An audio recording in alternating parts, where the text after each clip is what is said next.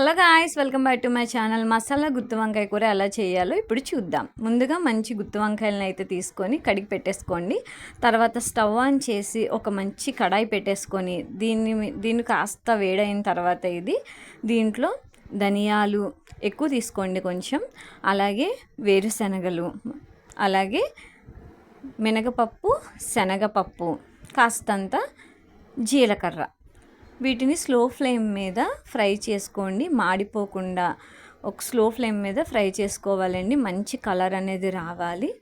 తర్వాత వీటిని మనము స్టవ్ ఆఫ్ చేసేసుకొని మిక్సీ పట్టేసుకోవాలండి. మిక్సీ పెట్టే ముందు రుచికి సరిపడా ఉప్పు, అలాగే కారం, స్పైసీనెస్కి తగ్గట్టుగా కారం కూడా వేసుకొని అలాగే చిటికెడు పసుపు ఫైన్ పౌడర్ కింద చేసేసుకోవాలండి.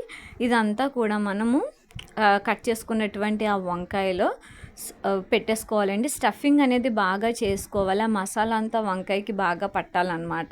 తర్వాత వీటిని పక్కన పెట్టేసుకొని మళ్ళీ స్టవ్ ఆన్ చేసి కడాయి పెట్టి ఆయిల్ అనేది ఎక్కువ వేసుకోవాలండి. ఎందుకంటే ఇది గుత్తి వంకాయ ఫ్రై కాబట్టి ఆయిల్ ఎక్కువ పడుతుంది.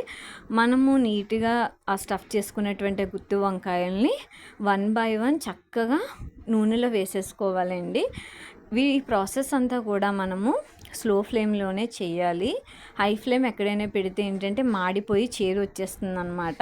ఈ వంకాయలన్నిటినీ కూడా ఇందులో పెట్టేసుకొని ఒక 5 మినిట్స్కి కూడా రెండు వైపులా కూడా తిప్పుకుంటూ మనము ఫ్రై చేసుకోవాలండి. దానివల్ల ఏమవుతుందంటే బాగా వేగుతుందన్నమాట. ఈ గుత్తి వంకాయ అనేది మసాలాలన్నీ కూడా చక్కగా మనకి ఫ్రై అయిపోతాయి ఇందులోని. ఇదంతా ఇలా పెట్టేసుకున్న తర్వాత దీని మీద మూత పెట్టుకోండి. మూత పెట్టేసుకొని స్లో ఫ్లేమ్లో మాత్రమే పెట్టుకోండి ఫ్రెండ్స్.